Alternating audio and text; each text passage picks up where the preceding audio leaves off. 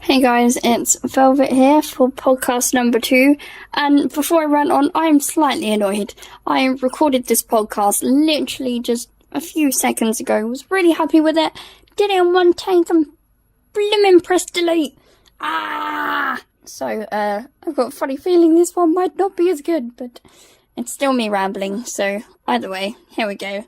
I thought I'd use this one to talk about a few subjects, because I can't really pinpoint one that I can talk about long enough at this point in time. So, I'm going to start with my first thing I want to talk about, and that's Marvel. Turns out it is another year of superheroes for us guys regarding cinema, with the release of Guardians of the Galaxy and X-Men Days of Future Past. Now, I'm not going to lie to you, Guardians of the Galaxy looks amazing, but I'm an X-Men fiend. Did I say X-Men? X-Men. Right, okay, right, officially, right, the term for an X-Men fiend is X-Men. Okay.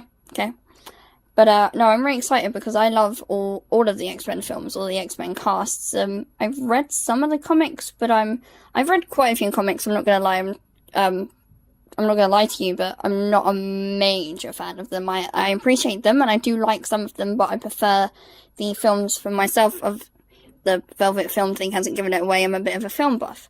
But anyway, obviously, because I haven't seen either film yet, I can't really talk about surprises, but I do already have a surprise with these films, and that is the cast. Not all of them, just certain aspects. Like with Guardians of the Galaxy, you've got Bradley Cooper, who is obviously quite a big name at the moment, because he's a big name anyway, but especially now for American Hustle after winning so many awards. And Del Toro. I hope you guys know who I'm talking about. He was the Wolfman. I can't say his first name, and I'm not going to try, because I really like him, so I don't want to insult him. But, I don't know about you guys, but I'm used to seeing him in films like Fear and Loathing in Las Vegas and Savages, where he's quite, and even in Snatch, he was quite a violent character, guns and stuff. It was a big shock to see him in Wolfman. But him in superhero films, it's really difficult for my mind to grasp it. I mean, for you guys who've seen Thor 2, he was at the end of the credits as well, the part at the end of the credits. So that's 2 superhero films, and it's really strange to imagine him doing that. And, I mean, it's great that he's obviously out of his comfort zone and showing the world, because he's a legendary actor in my eyes, and he could do anything. But, I don't know, it's weird, I don't know if I can quite grasp it, and, it worries me that these famous actors who have these amazing films are slowly but surely all going into superhero films. And, I get showing that they can do anything, but they worry me sometimes, because sometimes they can, they can stick. It's like Christian Bale did The Machinist and American Psycho, which I think are like some of his best roles. But after doing Batman Begins, The Dark Knight, and The Dark Knight Rises, when you say Christian Bale, a lot of people now instantly think of Batman. Chris Hemsworth is Thor. Chris Evans is Captain America. That's who you see at the moment, because superheroes are thrown at us nowadays, and I miss people appreciating these actors, not just for the superhero roles, but that's the generation we are. We're a Marvel generation, we are a DC generation at the moment, which in my eyes is good and bad. But, saying about cast as well, in X-Men, obviously you've got the amazing James McAvoy. I don't need to go through the cast of X-Men, because they are all legendary in their own little ways, but the new guest stars, obviously you've got Ellen Page, who is brilliant.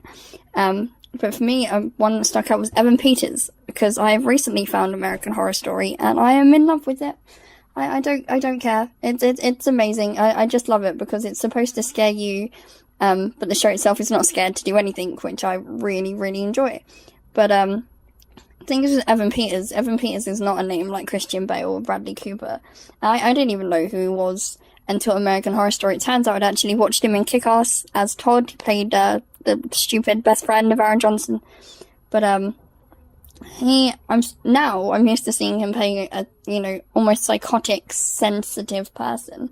And now he's Quicksilver in X-Men. That's gonna, he's got like the silver hair. I don't know if you guys have seen the Empire magazine front covers or any of the trailers or whatever.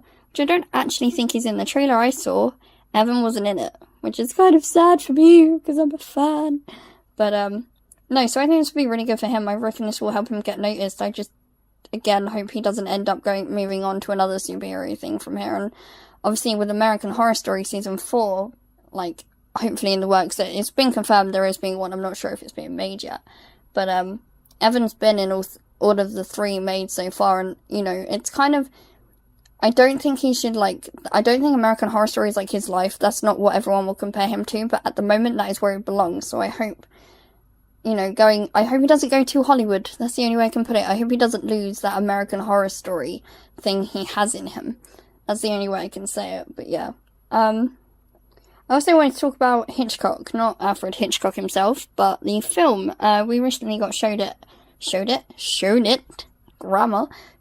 in studies, and it's actually the first time I'd seen it, which was really interesting. Anthony Hopkins playing Hitchcock, and Helen Mirren playing Alma, his wife.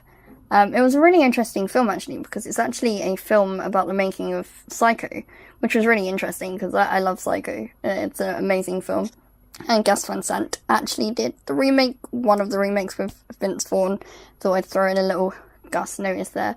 Anyway, it's a good film. It is a good film, and the only, like, worry I had with it is they should have, I don't know, it's like they could have used this film to really put us in the mind of the making of Psycho, not necessarily in the mind of Hitch, but definitely inside the film.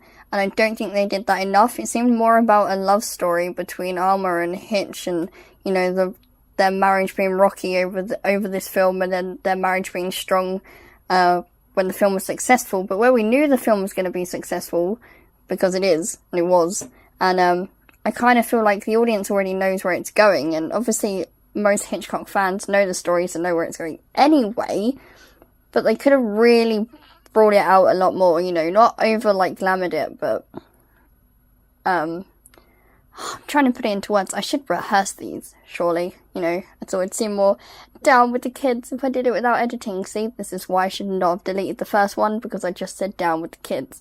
But the only thing I can say about it is it's good, not great, but it's definitely worth a watch. I just don't think I'd watch it again, but it's completely up to you guys. I reckon if I do watch it again, I'd have to wait like a couple years, which is, for me, is a big thing, because usually I watch films about 13 times in a row if I like it that much. But yeah, oh yeah, exciting news for Velvet Film. The blog itself, last time I looked, I was on 2,995 views, so 5 away from 3,000. 3,000 views on my blog. And I know, you know, you get the YouTubers that get 300,000 views a day, and people that get 10 million Twitter followers a day, and I'm on less than 3,000, but that means so much to me. I mean, I'm so excited to think that 3,000 times my blog's been clicked on, and somebody's looked at it, whether it's the same people, you know, thank you for supporting me, whether it's new people, hello, please stay. But, yeah, but because of this exciting time, and to get me to 3,000 as soon as possible, I am actually doing a giveaway. With the giveaway, you could win a shout out on my Twitter. Whether you've got Twitter or not, I'd still write a little thing about you.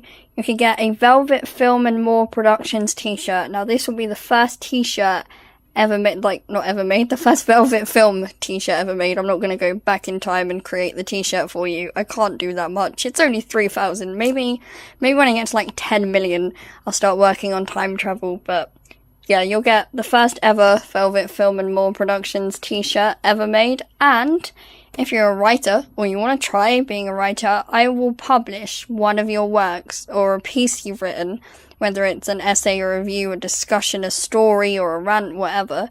I will publish it on my blog and share it all over my social networks. So really interesting people will see it, and people will see just how interesting you are.